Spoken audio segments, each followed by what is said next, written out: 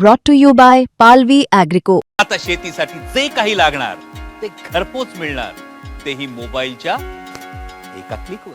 या क्षणापर्यंत आमच्याकडे पिजन होलमध्ये कुठल्याही प्रकारचं सरकारकडून उत्तर आलेलं नाही। मी माहिती घेतो।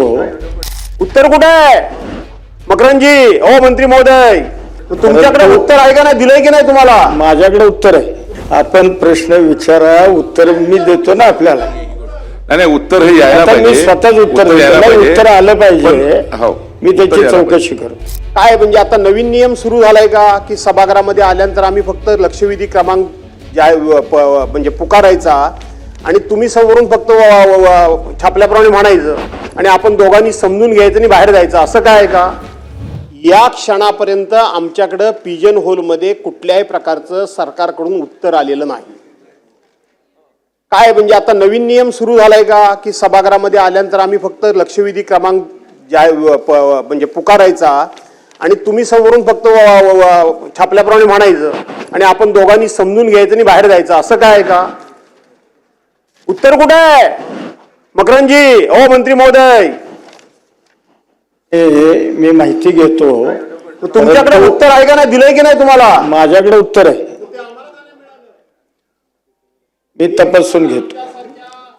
अध्यक्ष महोदय, एक तर आमच्यासारख्या विरोधी पक्ष सदस्याची लक्षवेधी लागत नाही, मोठ्या मुश्किलने आमचं भाग्य म्हणून ती लागली। वास्तविक आमच्यासारख्या सिनियर सदस्याची लक्षवेधी रेग्युलर सिटिंग मध्ये लागायला पाहिजे, पण ती स्पेशल सिटिंग मध्ये लागली। म्हटलं चला कधीतरी लागली, लवकर येऊन बसलो तर तुमचं उत्तरच नाही।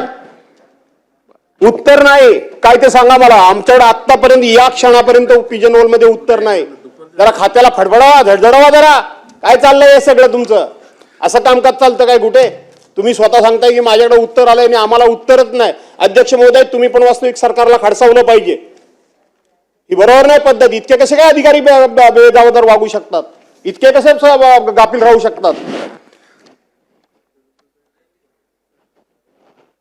काय सांगा, काय म्हणजे संपला विषय? आपण प्रश्न विचारा, उत्तर मी देतो ना आपल्याला। नाही, उत्तर हे यायला पाहिजे। मी स्वतःच उत्तर देतो, उत्तर आलं पाहिजे। हो, मी त्याची चौकशी करतो। उत्तर यायला पाहिजे। तर काय करायचं पुढे? दुपारी घ्यायची? हा,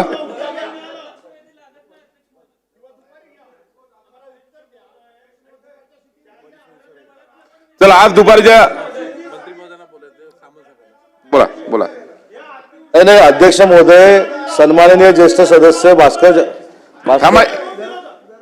भास्कर जाधव साहेबांनी सांगितलेला मुद्दा हा खरोखरच योग्य आहे। कारण 12-12, 1-1 वाजेपर्यंत लक्षवेधी येत नाहीत। आपण अधिकाऱ्यांना नक्की त्याच्यामध्ये जाब विचारू शकतो, पण 1-1, 2-2 वाजेपर्यंत लक्षवेधी येत नाहीत।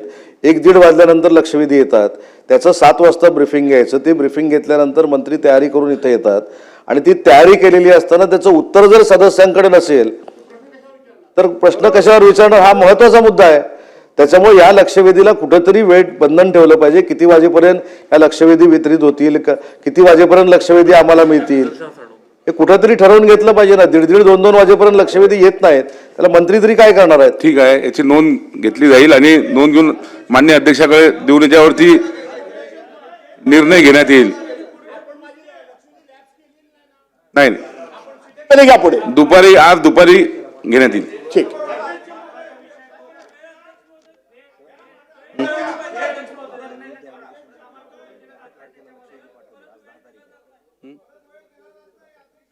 काय झालं?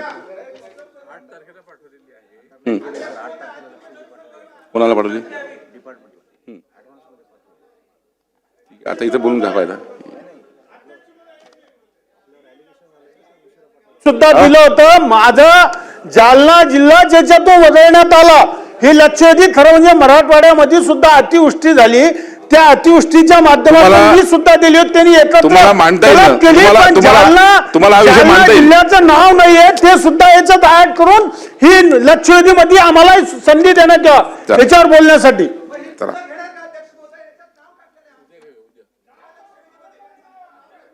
उद्या असं करूया, कधी घ्यायची उद्या? ही लक्षवेधी क्रमांक 4 ही उद्या घेण्यात येईल, उद्या घेण्यात येईल। चला त्याला लक्षवेधी क्रमांक 5, लक्षवेधी क्रमांक 5 लक्षवेधी क्रमांक 5 उद्या ना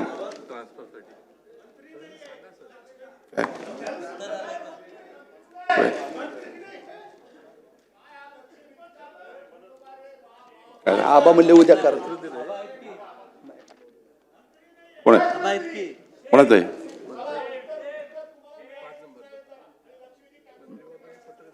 माननीय अध्यक्ष महोदय, बोलू दे त्यांना. अध्यक्ष महोदय, हे लक्षवेधी क्रमांक 5 जे आहे हा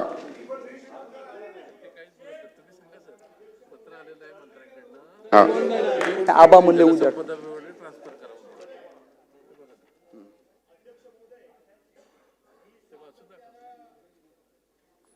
मी सातत्यानं विधिमंडळाचं कामकाज हे सर्वसाधारणपणे नियमानं चालावं, प्रथापरंपरेनं चालावं आणि अध्यक्षांचा त्याच्यावर होल्ड असावा याकरता आग्रही असतो. कदाचित काही मंडळी माझा राग देखील करत असतील, पण अध्यक्ष महोदय या चेअरला इतकं गृहीत धरणं योग्य नाही. आपण अध्यक्ष म्हणून आता तुम्हाला चेअरपर्सन म्हणून अध्यक्षांचे सगळे अधिकार या क्षणाला लागू होतात.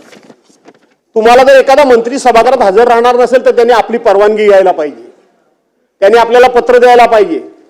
एखाद्या ठिकाणी उत्तर आलं नसेल तर पुढे लक्षवेधी ढकलायची असेल तर मंत्र्यांनी आपल्याला रिक्वेस्ट केली पाहिजे. हे काय चाललंय काय सभागृहामध्ये? काय चाललंय सभागृहामध्ये? ही थट्टा, ही चेष्टा, हे विधिमंडळ आहे का काय चाललंय काय?